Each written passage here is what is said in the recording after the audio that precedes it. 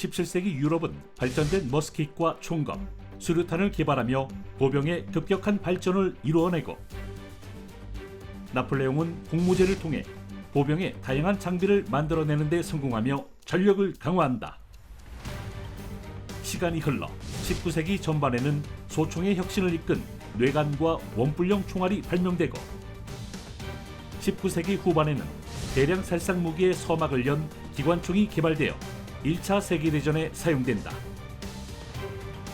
이로 인해 보병은 참호를 파고 숨기 시작하고 각국은 독가스와 기관단총을 개발하게 되는데 무기와 장비로 본 보병의 변천사 마지막 이야기 지금 시작합니다.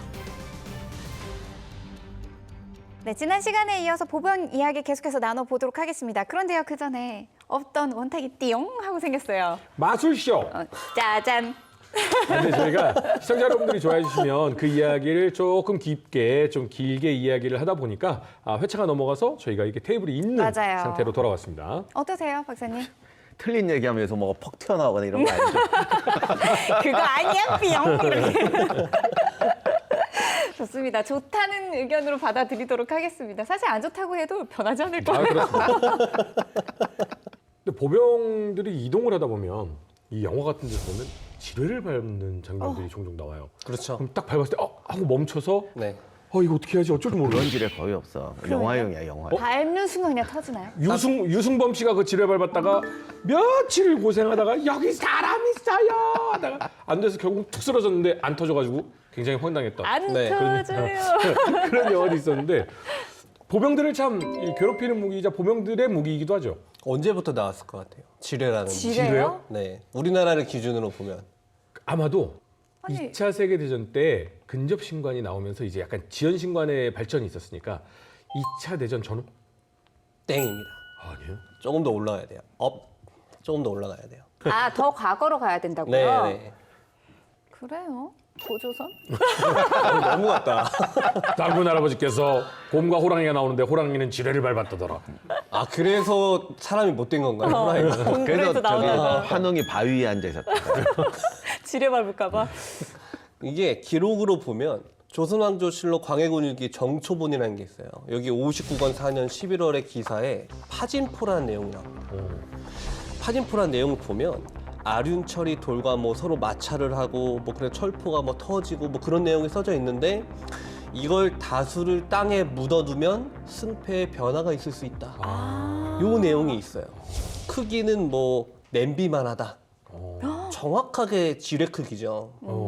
그런데 이 당시 화약이 흑색 화약이잖아요. 그렇죠. 그리고 밀봉이 제대로 될 리가 없고 실험은 뭐 그렇게 성공적이었을지는 모르겠는데 실전에서 쓸 수 있을지는 모르겠어요. 이게 문제가 하루만 묻어놓으면 안 터져요. 눅눅해져가지고. 네, 그리고 문제는 당신 화약이 없어가지고 여기다 묻어놓고 매일 갈면은 보병이 쏠 화약이 없어. 조총에는 못 써. 예, 그래서 실전에는 거의 못 씁니다. 근데 이런 아이디어 자체는 과거부터 끊임없이 내려오는데 이 아이디어를 만드는 단계가 있고 실용화시키는 단계가 있어요.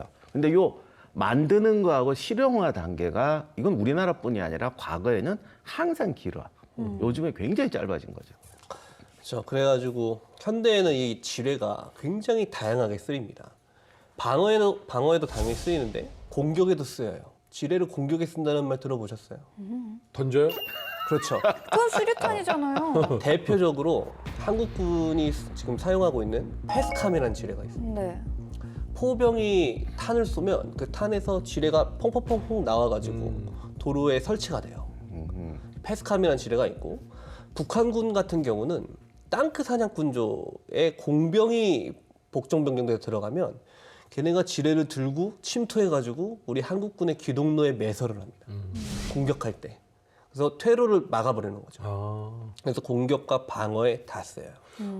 근데 지뢰는 왜 밟으면 터지는 게 아니라 밟았다 떼면 터지는 모습으로 항상 그려지는 거예요? 굉장히 잘못 알려져 있는 상식이죠. 왜냐하면 지뢰라는 것도 결국은 공이가 뇌관을 쳐서 화약이 폭발해가지고 작동하는 원리잖아요. 밟는 순간 뇌관을 칠 텐데 네. 당연히 터집니다. 네. 그리고 요즘 지뢰들은 밟아서 땅 밑에서 터지는 게 있고 네.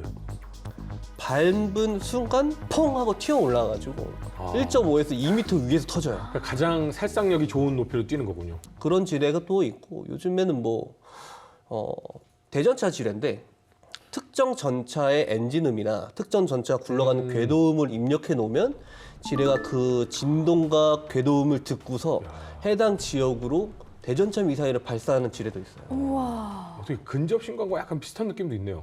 옛날 70년대에 만든 공상과학 영화에 미래형 지뢰라고 나무 위 같은 데 설치했다가 사람을 감지하면 공중에서 터져서 산탄을 뿌리는 게 있었어요. 제가 KCTC에서 많이 썼어요. 실제로도 있는 거죠. 크레모아를 네. 나무 위에다가 이렇게 아래쪽 방향 45도 방향 향하게 해놓고 설치해놓고 그 어차피 후폭풍에서만 자유로우면 되니까 그 진지 밑에 머리만 내놓고 있다가 지나가면 이게 딱 누르면 빵 하고 터지면 크레모가 앞으로 나가는 거죠. 크레모아도 어차피 대인지뢰니까. 공상과학이 현실이 됐네요. 그러니까 이게 제일 무서운 게 애니메이션이에요. 다 현실이 돼. 그러니까요. 정말 무서워. 근데 또 현대전에서 중요한 게 빼놓을 수 없는 게 바로 소통이 돼야 되는 이 소통 장비인 거잖아요. 보병에게 이 개별당 이렇게 통신 장비를 보급하는 건 굉장히 어려운 일 아닌가요? 어렵죠. 그래서 고대에서는 이 통신망을 주로 전령통신 아니면 신호통신에 의존을 했습니다. 전령통신은 말 그대로 전령이 가서 주고받는 거예요. 네. 특정 연을 날려가지고 명령 하달을 한다든지 아니면 봉수대에서 뭐 봉화를 올린다든지 아니면 햇빛을 반사시켜서 모스부어 비슷하게 한다든지 아니면 눈으로 보이는 데에서는 깃발이나 아니면은 수신호 있어요. 요즘도 군대에서 포병이나 박격 포병들은 그거 쓰거든요. 네. 하나, 둘, 3, 넷, 다섯 뭐 이런 거 있어요. 예. 이런 수신호 이런 것들로 뭐 주고받기도 하고 그럽니다. 네. 그런데 그러던 것이 1차 세계대전에서는 이제 유선통신이 발달을 하게 되고요. 2차 세계대전에서부터는 무선통신이 발달하게 되죠. 그러면서 이제 무선통신 혁명이 오면서 항공기와 전차와 보병이 통신으로 다 연결돼 버리는 초기 형태의 공시합동 전술 비슷한 게 나옵니다. 그게 바로 전격전이죠. 블리츠크리그라고 하는. 그런데 이 무선통신은 당연히 듣는 쪽에서는 그게 무슨 말인지 알아들으면 해킹이 되잖아요. 그리고 동시에 이 유무선 통신이 발전하는 거에 발맞춰서 암호화 기술이 같이 발전하게 됩니다. 대표적인 게 나치 독일군의 애니그마죠. 그래서 현대에 와서는 이게 아예 도청이 불가능하게 하려고 주파수를 무작위로 도약시킵니다. 우리 한국군이 가지고 있는 PRC-999K가 대표적인 장비인데 계속 주파수를 도약을 시키니까 애초에 도청이 안 되죠. 그런 기술들을 현재는 발전시키고 있어요. 수신은 어떻게 돼요? 이게 그렇게 주파수를 막 널뛰게 하면 네. 수신하는 쪽에서는 어떻게 수신을 해요? 동일한 패턴으로 같이 돌아가기 같은 때문에 패턴으로 돌아가요? 네, 야 안녕 뭐 이렇게? 맞습니다. 어허허. 듣는 사람들 입장에서는 이게 다른 그 999K를 가지고 있지 않은 그 패턴을 알지 못하는 다른 장비에서는 이게 주파수가 다르니까 안 들리는 거죠. 그렇군요. 지금 현재 기준으로 이 기술력이 가장 앞선 나라, 보병의 무기나 보급품이 가장 발달한 나라는 당연히 미국일 텐데 네. 미국의 보병들은 어떤 장비를 사용하나요? 미 육군은 장병은 통합 무기 체계다. 보병 분대는 통합 전투 플랫폼이다. 이 인식이 있어요. 그래서 현재 미군은 PEO 솔저 프로젝트라는 걸 하고 있습니다.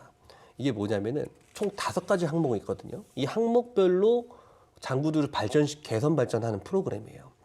먼저 살상력 부분인데 우리 다들 아시는 것처럼 미군의 제식 총기는 M4지 않습니까?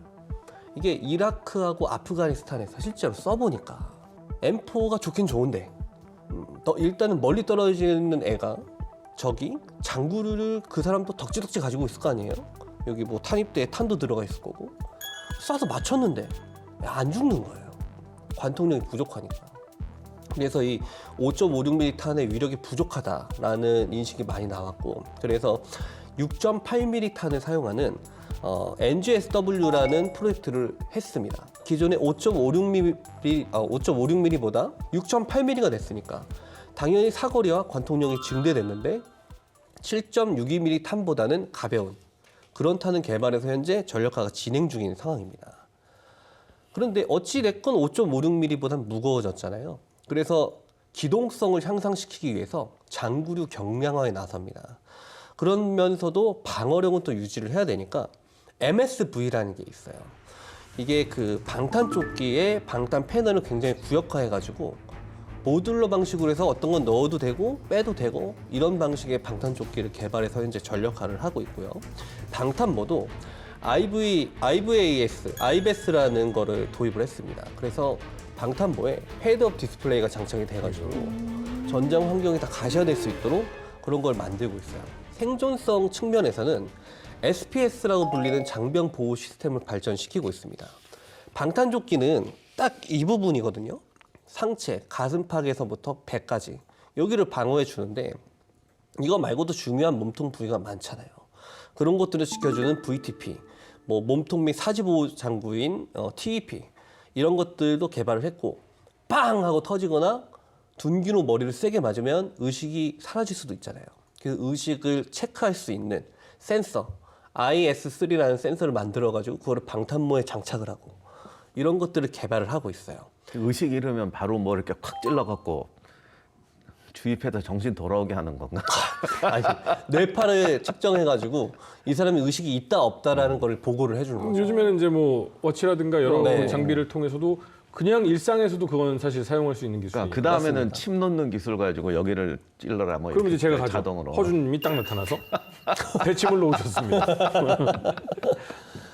그러면서도 전투 컴뱃 셔츠라고 있거든요. 우리 지금 한국군도 쓰고 있는데 미군도 쓰고 있어요. BCS라는 컴뱃 셔츠가 있는데 이것도 난연성에다가 잘 찢어지지 않는 섬유로 개선을 해가지고 파편을 맞아도 이게 천체로 말려 들어가가지고 옷을 잡아 당기면 파편이 나오도록. 그거 원래 옛날에 저기 화살 맞을 때 옛날에 쓰던 방법인데. 네. 근데 사실 예전에는 그 옷 섬유가 몸에 들어가서 죽는 경우가 제일 많았었는데. 아니 그래서 그걸 비단으로 쓰고 네. 그랬는데 이제 이런 게 뭐 아이디어는 아까 말씀드렸지만 아이디어는 있는데 그거를 실용화시키는 구현하고. 기술이 계속 소재 발전하는 과학이 거예요. 발전했죠. 그렇죠. 동일 환경에서 미군 장병들이 다른 나라 군대보다 많이 살아남는 건 다 이유가 있는 겁니다. 그리고 상황 인식도 개선을 하고 있어요. 여기에는 우리 국내 굴지의 S사, S전자의 스마트폰이 이제 밀리터리 기준 밀스펙이 적용이 돼서 납품되고 있거든요. 거기에 뭐 안드로이드부터 해서 다양한 전술 공격 키트, 테키트라고 하는데 이런 것들 탑재해서 장병들, 그러니까 지휘관 지휘자들이죠. 이 사람들에게 나눠줍니다. 그래서 실시간으로 이 스마트폰을 전술 무전기에 연동을 시켜서 데이터를 주고받는 거예요. 지금의 우리 군으로서는 우리 군도 사실 이렇게 해야 되는데 이 데이터 송수신량을 감당하는 게 사실 미군, 현재 우크라이나군 말고는 별로 없을 거예요 아마. 네. 우크라이나하고 러시아 전쟁에서 이 S사의 이 휴대전화가 이 방탄용으로 사용된 경우도 꽤나 많이 SNS에 올랐었어요. 그렇죠. 총알이 그걸 막아줬다라고 해서. 가장 야만적으로 쓰는 방법 아니야 그거? 그래서 항상 여기 꾸고 다닌다고. 괜찮은데요? 그러면서도 지금 제가 말씀드린 장비들이 지금 가만 생각해 보면 하나같이 다 전기가 들어가잖아요. 네. 그래서 대규모 전력이 필요하죠. 그래서 미군은 CWB라고 해서 컨포머 웨어러블 배터리, 그러니까 입는 배터리를 만들었어요. 그래서 이걸 착용시키는 거죠. 이게 한 4시간에서 6시간 정도 충전시키면 되거든요. 근데 그냥 전기 꽂아서 하는 것도 있고 태양광으로도 할 수 있고 자동차 배터리로도 충전할 수 있고 되게 다양하게 만들었어요. 되게 신기한 건 이 배터리가 총을 맞아도 전기가 공급되도록 만들었대요. 보통의 배터리는 충격받고 이 뚫리면은 화재가 일어나는데. 그니까요. 제가 문성해가지고 이게 왜 그런지 모르겠는데 혹시 아시는 분 계시면 댓글로 남겨주시면 감사하겠습니다. 댓글로 남기면 논문 써야 될 것 같은데. 문송이라 그래서 뭔 소린가 했어요. 문과라서 죄송하다고. 잘 모르시죠 이과님? 저도 몰라요. 이송합니다. 공송 아니야 공송? 공송 공대라서 죄송합니다.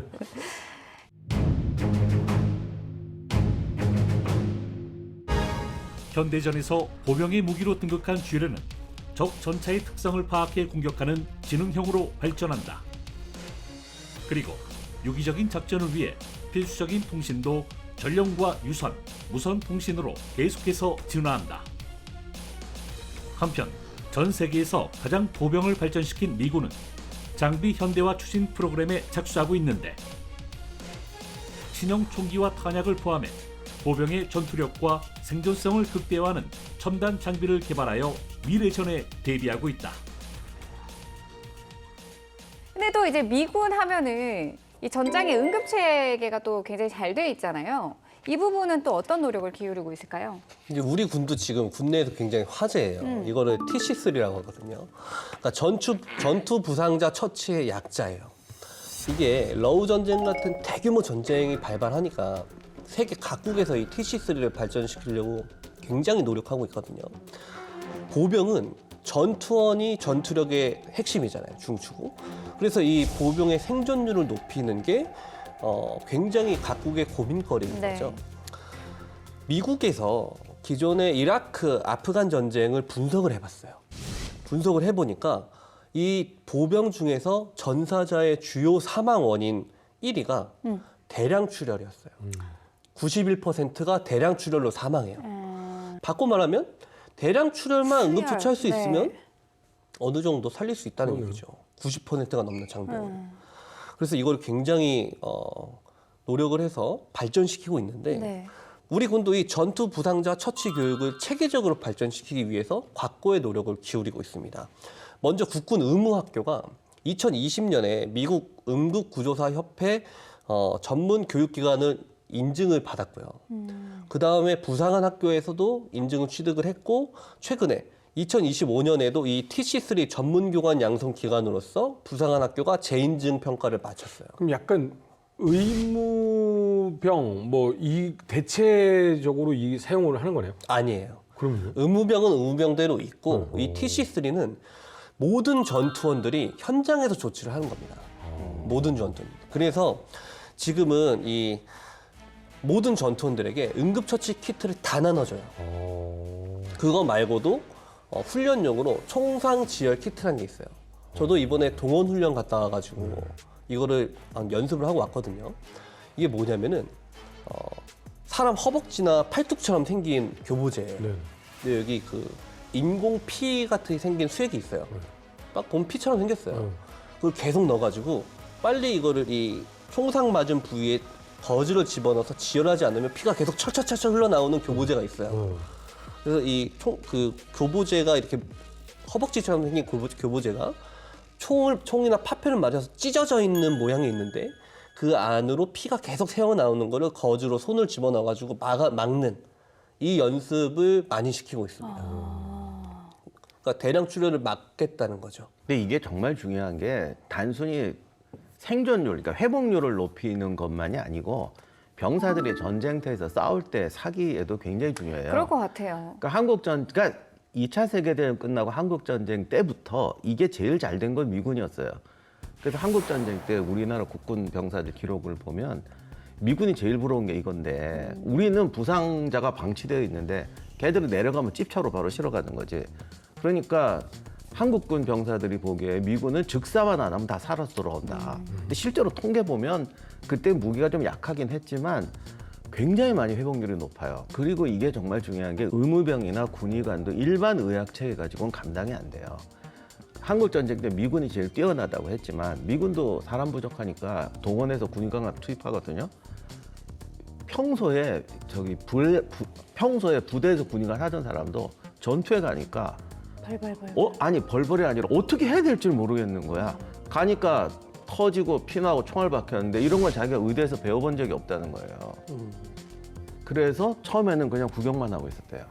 그러니까 이건 특수 상황이기 때문에 따로 육성을 해야 됩니다. 근데 육성하려면 좋은 군의관 만들려면 일반 병원 의사처럼 대우해 줘야죠. 교육 따로 시켜야죠. 이게 꼭 인명을 경시해서가 아니라 거기까지 투자할 생각이 안 가는 거예요. 누가 군인들한테 철모를 주지 말고 100명 철모를 베껴서 100명 더 되겠다. 군의관 한 명을 키우자는 생각을 어떻게 할 수 있겠어요. 그러니까 사회가 경제도 성장해야 되고 의식도 바뀌어야 되고 제도도 바뀌어야 되는 거죠. 그리고 TC3가 제일 빛을 발하는 부분은 일반 장병들의 훈련입니다. 그러니까 러우 전쟁에서 보면 주로 러시아군하고 북한군이 그런 모습을 많이 보였는데 전투에서 막 전투를 하잖아요. 동료가 총을 맞아 서준 씨가 옆에서 막 같이 싸우다 총을 맞았어요. 어떻게 할 거예요? 에휴, 안 됐군. 신박한데? 이거 생각을 못 해봤는데. 야 정말 넘어까지 내가 열심히 뛰겠다. 주먹고 당장 은폐은폐하는 곳으로 끌고 가서 지혈부터 해줘야죠. 요게 틀린 겁니다. 그러면요. 전투 현장에서는 지금 러시아군하고 북한군이 잘못된 행동을 많이 보였다고 제가 말씀드렸잖아요. 네네. 이렇게 행동한 거예요. 옆에 부상당한 동료 전우를 구하려고 걔는 아무것도 안 하고 엎드려 있고 멀쩡한 사람이 가서 구하다가 그 사람도 총 맞고 쓰러지고. 아니 그래 이게 맞는 거예요? 나라도 살아야지. 안 됐군. 요게 맞다고는 할 수 없는데 일단 총을 맞은 사람도 자기가 구조가 될 때까지 할 수 있는 한 저항을 해야 돼요. 계속 총을 쏘면서 교전을 해야 돼요. 빠바바 쏘면 교전하고 여기서 전술적 조치를 통해서 저쪽 상황을 제압을 하면 그때 가서 구조를 해야 되는 거죠. 그 정도 정신이 있으면 했겠죠. 아, 너무 아픈데. 그러니까 근데 간다고. 이게 상식과 전장 현실이 다른 부분인 거죠. 그렇고 이제 데리고 와서 아까 들 것에 실어서 뭐 후송해야 될 거 아니에요? 뭐 혈관 틀어맞고 그때 이제 총을 뺏고 보내야 돼요. 허준 씨 총을 뺐고요. 그렇죠. 또 들고 가면 안 되죠. 그게 왜 그러냐면은 네. 총에 맞아서 계속 피가 났잖아요. 네. 여기서 지혈을 했어도 얼마나 흘렸는지 모르잖아요. 네. 의식이 점점 혼매지고 있으면 네. 그 상태에서 총을 가지고 있으면 이게 적인지 아군인지 내 옆에 있으면은 모르고 땡길 수가 있잖아요. 저기다 써놓고 윤지연 아까 나 버렸어. 또 이런 상황들을 이제 안 벌어지게 하기 위해서 한 3단계에 걸쳐서 그걸 또 다 기록도 하고 그런 훈련들을 시킵니다. 근데 러우 전쟁 말씀하시니까 좀 생각이 나는 게 이 현재 그 러시아와 우크라이나 전쟁으로 인해서 러시아와 북한은 어떻게 보면 지금 실전 경험을 하고 있는 거잖아요. 중국도 급격하게 국방력을 좀 강화시키고 있는데 이들은 어떤 움직임을 보이고 있나요? 이 세 개의 적성국 모두 자국만의 미래 보병 체계를 제시를 했어요. 중국 같은 경우는 21식 단병 체계라는 걸 연구하고 있다고 알려져 있습니다. 근데 하고 있는 거 보면 뭐 중국 특색의 뭐 그런 게 아니고 거의 아까 제가 말씀드렸던 아이베스 같은 그런 거 거의 그대로 따라하고 있거든요. 근데 한 가지 조금 다른 점이 QTS-11이라는 복합 소총을 전력화시키고 있습니다. 러시아 같은 경우는 원래는 라트니크라는 통합 보병 전투 체계를 만들고 있었거든요. 러우 전쟁 발발하기 전까지. 그게 계획상으로는 올해 2025년까지 전력화가 완료됐어야 돼요. 전쟁 중이잖아요. 돈이 없어가지고 이 두 개가 다 돈자됐어요. 하고는 싶어 하는데 두 개가 계획은 있지만 돈자되어 있는 상태죠. 반면에 북한 같은 경우는 2020년 열병식에서 본인들이 어떻게 하겠다라는 보병 전투 체계를 공개한 바가 있거든요. 근데 그 중에서 이제 한국군의 디지털 전투복이랑 똑같아요. 패턴이. 육안으로는 구분할 수 없어요. 그런 옷을 입고 나왔더라고요. 그래요? 네. 서로 그리고 헷갈리라고 그러니까. 예, 실제로 그렇죠. 드론으로 멀리서 봐봐야 똑같은 전투복 입고 있으면 저게 아군인지 적군인지 알 방법이 식별이 안 없잖아요. 되니까. 네. 그리고 북한은 중국처럼 우리 한국군 같은 경우는 K-11 복합소총을 전력화했다가 포기했잖아요. 근데 북한은 열병식마다 복합소총을 계속 공개하고 있단 말이에요. 그 말은 그걸 전력화했다 또는 하겠다라는 말이거든요. 대체적으로 복합소총은 미국에서도 계속해서 실패를 하고 있는 부분이라 네. 별로 걱정은 안 됩니다. 그게 중국과 북한이 하고 있는 건 한국과 미국이 하고 있는 것과는 좀 달라요. 복합소총이 실패하고 있는 이유는 한국도 그렇고 미국도 그런데 소총 위에 달려있는 컴퓨터가 자기장을 입력을 해가지고 20mm 공중폭발 유탄이 특정 지역, 특정 고도, 특정 시간에 터지도록 해야 되잖아요. 네. 그 기술이 너무 어려운 거죠. 그래서 이게 총각 내에 터지고 막 그런 사고가 나오는 건데 그거를 그런 자기장 입력 안 하고 단순 착발 신간으로 해서 그냥 유탄 발사기처럼 쏘도록 만들면은 그거는 이미 베트남전에서 람보가 썼던 거잖아요. 그렇죠. 그게 복합소총의 뭐 미래식이라고 할 수가 없는 거 아닙니까? 대신에 그 컴퓨터 내장돼 있는 조준경의 정밀도가 다르죠. 네. 단순히 그것만 보고 가는 겁니다. 무겁든지 말든지. 그럼 여기서 더 무서운 건 그 1대1을 넘어서서 이 세 개국 모두 급속도로 유무인 복합 전력이 발전하고 있다는 겁니다. 네. 특히 중국은 뭐 드론에서는 뭐 압도적이죠 지금. 그렇죠. 러시아도 실전을 겪으면서 굉장히 많은 수량의 드론들을 운영하고 있단 말이에요. FPV부터 전술 작전 전략 드론까지. 근데 그걸 현장에서 러시아군과 같이 싸우고 그걸 보고 배운 북한에게 그 드론 기술이 지금 그대로 들어가고 있거든요. 실제로 북한은 이 전쟁 경험을 바탕으로 신병 교육 기간을 대폭 늘렸습니다. 드론 및 대드론전을 훈련시키기 위해서. 그리고 북한 같은 경우는 전형 군단에 이미 다목적 무인기 대대를 만들었고 그 밑에 예하 부대들도 무인기가 보급이 되고 있는데 거기에 더해서 전자전을 굉장히 강조하고 있거든요. 이런 특징들이 있어요. 우리 국군은 어떻게 미래형으로 지금 준비를 하고 있습니까? 한국군 역시 가만히 있을 수는 없죠. 네. 그래서 너무도 잘 알려진 워리어 플랫폼을 전략화하고 있습니다. 육군은 2023년까지 그 1단계로서 피복, 장구류, 장비 체계를 전력화를 했고요. 올해 2025년까지 2단계인 통합형 개인화기 체계를 그리고 2026년까지 내년이죠. 3단계 일체형 개인 무기 체계를 완성한다는 플랜하에 그걸 진행을 하고 있어요. 그래서 전투복, 방탄복, 방탄 헬멧 조준경, 탄화집 대검 등등등 해서 33종의 신형 전투 장구류가 이미 보급이 됐고요. 저도 동호훈련 가서 우리 현역 장병들이 입고 있는 거 보니까 네. 굉장히 현대화됐더라고요.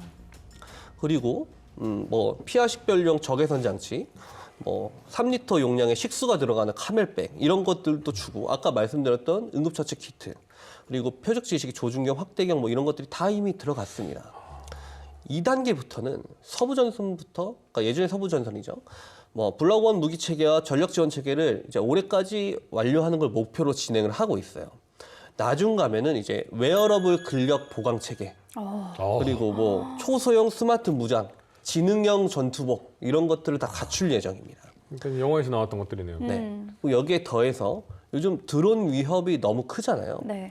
그래서 보병이 착용하는 이른바 드론 방패라는 게 있어요. 이게 나온 지 얼마 안 된 건데 솔저 키트라는 장비 세트가 있습니다. 이게 뭘로 구성되어 있냐면은 휴대용 드론 탐지 장비하고 휴대용 재밍 장비로 구성되어 있어요. 이 두 개가 합쳐져서 솔저 키트가 되는 거거든요. 이거를 얼마 전에 우리 군에서 테스트를 했습니다. 그래서 이것도 도입을 해볼까 말까 하는 그 검토 단계에 있다라는 말씀을 이제 드릴 수 있을 것 같아요. 근데 이제 국군의 약점 중에 하나가 세계적으로 참 우리나라가 통신 부분, 전자 부분이 앞선 나라인데도 불구하고 약점으로 짚어지고 있거든요. 통신은 정말 개선을 열심히 하고 있는데 개선이 안 되고 있는 그런 부분 중에 하나죠. 사실 뭐 암호화 체계는 당연히 모르겠지만 우리 병사들이 모두 한 대씩은 스마트폰을 가지고 들어가는데도 왜 통신 부분은 이렇게 개선이 안 될까요?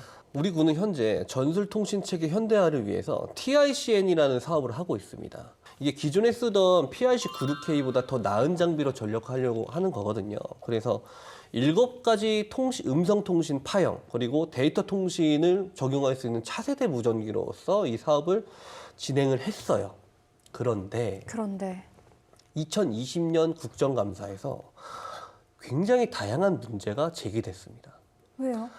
이 개발된 무전기가 군에서 요구한 성능을 충족하지 못했다라는 얘기가 나온 거예요. 근데 어떻게 통과하고 납품이 된 거예요? 그러니까요. 무전기 통달 거리가 군에서 요구한 거리에 못 미쳤고 뭐 음성 통신도 저하되는 등 한 6개 항목에서 부적합 판정이 있었다라는 얘기가 국정감사를 통해서 제기가 된 바가 있어요. 이뿐만 아니라 2019년에는 한 우리 철원이나 이런 데 가보면 겨울에 정말 춥거든요. 네. 영하 20도 아래로 내려가니까 무전기가 먹통이 되더라. 예. 또 뭐 2024년에 SBS 주연 뉴스에 따르면은 예하 사단들 강원 지역에 예하 사단들에게 보급된 무전기들이 있었는데 이 TMMR 사업 1차 사업과 2차 사업에 보급된 무전기가 있었는데 훈련을 해보니까 이 두 개의 무전기가 호환이 안 되는 거예요. 고장이 난 게 아닌데 방수도 안 돼. 뭐 전원 안 끄고 배터리 빼면은 입력돼 있는 채널 정보 다 날라가. 이런 말도 안 되는 사항들이 제기가 됐거든요. 그래서 이거를 개선하는데 뭐 20억 원 상당의 중계기를 추가 투입할 예정이다라는 보도가 있었어요. 그런데 지금 얘기 들어보면은 다른 업체에서 만든 것 같잖아요. 네. 더 놀라운 건 이 1차, 2차 사업을 납품한 업체가 동일 업체입니다. 아니 동일 업체에서 만든 무전기가 기존 무전기의 상위 업그레이드 버전이 나왔을 텐데 근데 이게 호환이 안 된다고요? 네. 그럼 이게 그냥 이렇게 듣기만 하면 불량품 같잖아요. 네. 그 업체 잘못 같고 네. 아니에요. 업체에서는 방사청에서 제시한 요구 조건에 맞춰서 납품을 한 거예요. 방사청에서는 업체의 주장에 따르면 방사청에서는 1차 사업과 2차 사업의 무전기가 서로 호환될 필요가 없었대요. 없었다고 했대요. 업체한테. 이건 업체의 주장입니다. 그렇게 말을 했고 이미 납품된 무전기의 전체 AS 건도 전체 납품의 1.4%에 불과하다. 이건 용납할 수 있는 수준이거든요. 그리고 20억 원 상당의 중개기 아까 투입한다고 말씀드렸잖아요. 그거는 2차 무전기 납품 이전인 2022년부터 이미 예정돼 있던 사업이어서 무전기 품질 문제하고는 전혀 별개다라고 업체는 주장을 하고 있습니다. 그러면 일선 장병들은 문제가 있다고 하고 업체는 문제가 없다고 하고. 아니 근데 그러니까 이런 거 굳이 호환될 필요가 호환이 돼야만 한다는 말을 안 했다고 해서 호환이 안 되는 걸 납품하면 안 되는 거 아니에요? 근데 업체 입장에서는 이거를 요구 조건을 제시한 방위사업청과 군에서 생각이 있겠지라고 생각을 했겠죠. 그 기준을 안 지키면 대려 문제가 대려 되네. 문제가 됩니다. 그 기준을 안 지키면. 애시당초 요구 성능 제기가 잘못됐다. 사업이 진행되는 과정에 지금 보급됐다고 말씀드렸잖아요. 그럼 전투 적합 판정을 받았다는 얘기거든요. 다시는 이런 일이 있었으면 안 돼. 대목이라고 볼 수 있습니다. 네, 좋습니다. 지난 시간부터 전쟁사에서 빼놓을 수 없는 가장 중요한 역할을 수행하는 보병에 대한 이야기를 쭉 나눠봤는데요. 우리에게 주는 메시지와 교훈 마지막으로 한번 정리를 해보도록 하겠습니다. 박사님. 무기라는 거는 사실은 머리의 아이디어에서 나오는 게 아니고 실전 경험을 통해서 나오는 거예요. 아까 무전기 얘기도 하셨지만 실제로 아무리 잘 만든 무기도 전쟁 막상 들어가면 엄청나게 여러 가지 문제가 많이 생깁니다. 그건 인간이 감당할 수 있는 수준이 아니에요. 결국은 그런 거를 빨리빨리 개선하는 것, 시스템을 만드는 것도 중요하고 평소에 이런 어떤 실전적인 검증을 통해서 만들어 가야 되는데 지금 우리 사회가 실제 이런 검증할 수 있는 기회를 사멸시키고 있어요. 요즘에 너무 안타까운 게 오늘 내내 그 얘기했지만 한국군 장비 엄청 좋아졌어요. 뭐 심지어는 뭐 수출도 하고 이제 뭐 가성비 세겠죠. 뭐 등등 얘기를 해. 근데 그걸 한국군은 써먹지를 못해요. 운전할 줄 안다고 탱크를 모는 게 아니에요. 하다못해 가장 기본적인 사격장이 있는 것도 폐쇄가 되고 무슨 실내에서 쏘는데 아니 실내에서 총 쏘는 거는 우리 교련 시간에도 다 할 수 있어. 이게 실전 사격이 되려면 기동훈련을 해야 되는데 아예 지금 다 못하게 하고 있어요. 제가 어디 사격장을 한번 봤는데 그것도 기동훈련 할 수 있는 사격장은 아니지만 그냥 기본적인 사이즈에서 조금 큰 거예요. 그 만드는 얘기가 무슨 60년대 새마을운동 하는 것 같아요. 지휘관 몇 명이 목숨을 걸고 만들어야 그게 만들어져. 근데 그거 한계야. 이게 지금 말이 안 되는 얘기예요. 이제 더 이상 이게 정치 논리나 어떤 개인의 민원으로 그렇다고 뭐 그분들을 피해를 주자는 게 아니라 국민적인 해법을 찾아야지. 이걸 해서 사격장으로 아파트촌 만들어버리고 사격장 민원 들어오니까 총 쏘지 말고 이렇게 되는 나라가 뭘 가성비 좋다고 어디다 큰소리 치고 있어. 저는 이거는 정말 6.25 때도 못하다고 봐서 이거는 고쳐지지 않으면 진짜 우리나라가 위험합니다. 그래서 이것만은 정말 앞으로라도 좀 변화가 됐으면 좋겠어요. 그 사실 소방차의 사이렌 소리를 민원 넣는다, 뭐 응급 헬기의 소리를 민원 넣는다라는 말들이 뉴스에서 심심치 않게 보도가 됐었습니다. 그분들이 과연 그걸 이용할 권리가 있느냐라는 많은 목소리가 있지만 나는 그렇지 않아라고 정말 자신할 수 있는 분들이 과연 얼마나 될까? 이건 국민적 공감이 확실히 필요하고 국민적 교육도 확실히 필요하지 않을까라는 생각도 좀 들어요. 몇 가지 제기하고 싶은 게 있는데요. 먼저 우리가 앞서 중국, 러시아, 북한의 보병 발전은 제가 간략하게 말씀드렸잖아요. 네. 중국 같은 경우는 무서울 정도거든요. 이 소부장, 소재, 부품, 장비에서 중국을 따라가지 못하고 있어요. 그 조립하는 드론의 부품들이 다 중국산 OEM이면 그게 무슨 소용이 있겠어요. 두 번째는 이 적들은 다 전자전을 발전시키고 있단 말이에요. 근데 우리는 드론만 도입하려고 하고 있지 이 전자전에 대해서 어떻게 하겠다라는 그게 없어요. 소총을 아까 6.8mm 소총을 제가 말씀드렸잖아요. 이런 것들을 전력화하는 것도 중요한데 교리를 빨리 바꿨으면 좋겠어요. 2025년 5월 26일 날 영국 육군이 발표한 게 있습니다. 20, 40, 40 교리예요. 무슨 말이냐? 기존의 챌린저 3 아니면은 뭐 155mm 자주포 이런 그 기존에 있었던 화력투사, 기갑 전투 장비들이 있잖아요. 중장갑에 이런 것들이 20%를 갖춰놓고 나머지 40%를 대외 탄약이나 자폭 드론 이걸 운영할 수 있는 병력들 이걸로 갖추고 나머지 40%는 정밀 감시 드론을 운영할 수 있는 병력들과 그 드론들 우리 정밀 감시 및 폭격 드론으로 갖추겠다.